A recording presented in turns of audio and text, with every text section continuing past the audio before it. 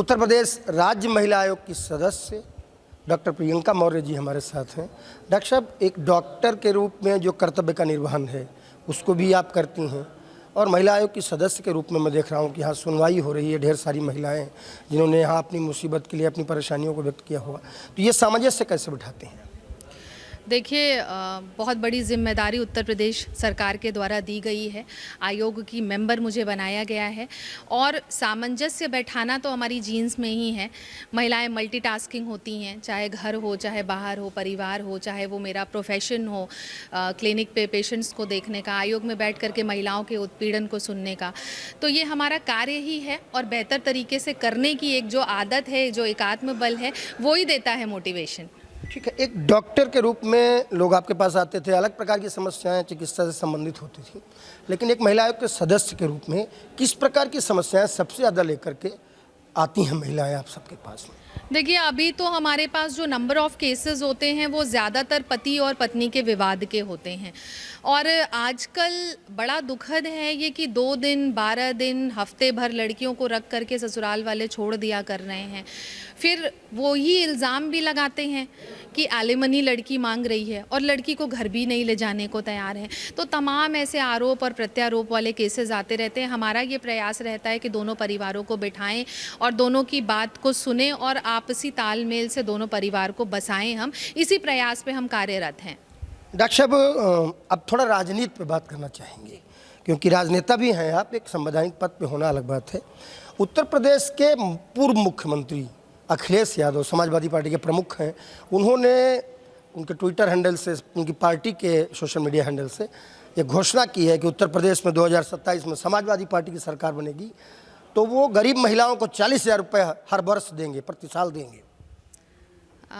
देखिए, मुझे लगता है कि सर्वप्रथम आदरणीय अखिलेश जी को इस तरीके के जो उन्होंने बात कही कि 40,000 रुपये देंगे महिलाओं को, ये पैसे देने से पहले तो महिलाओं को सम्मान देना सीख लेना चाहिए, उनको भी और उनकी पार्टी को भी।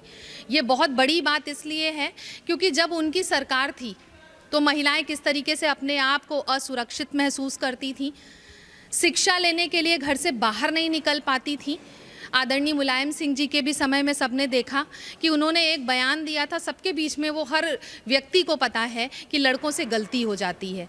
तो इस तरीके के बयान देने वाले जो लोग हैं और उनकी पार्टी की जो मानसिकता है, महिलाओं को अच्छे से पता है कि ऐसी कौन सी पार्टी है जहां पे उनको सम्मान भी दिया जाएगा, उनको योजनाओं का लाभ भी दिया जाएगा, उनको सुरक्षा भी दी जाएगी। और इसीलिए आदरणीय योगी आदित्यनाथ जी की सरकार में निरंतर महिलाएं काम भी कर रही हैं, आगे भी बढ़ रही हैं, स्वावलंबी बन रही हैं और भारतीय जनता पार्टी को पसंद भी कर रही हैं। अखिलेश यादव की इस घोषणा को क्या मानते हैं आपकी? क्या सोच के उन्होंने ये बात कही है? किस लिए ये बात कही है? अभी तो चुनाव भी नहीं है। अब करें तो क्या करें, समझ में नहीं आ रहा है कि कोई भी दाव पेच काम तो कर नहीं रहा है। उनको लगा कि बिहार में महिलाएं जब इकट्ठा हो गई, महिला शक्ति, तो उन्होंने बिहार में एनडीए की सरकार बना दी।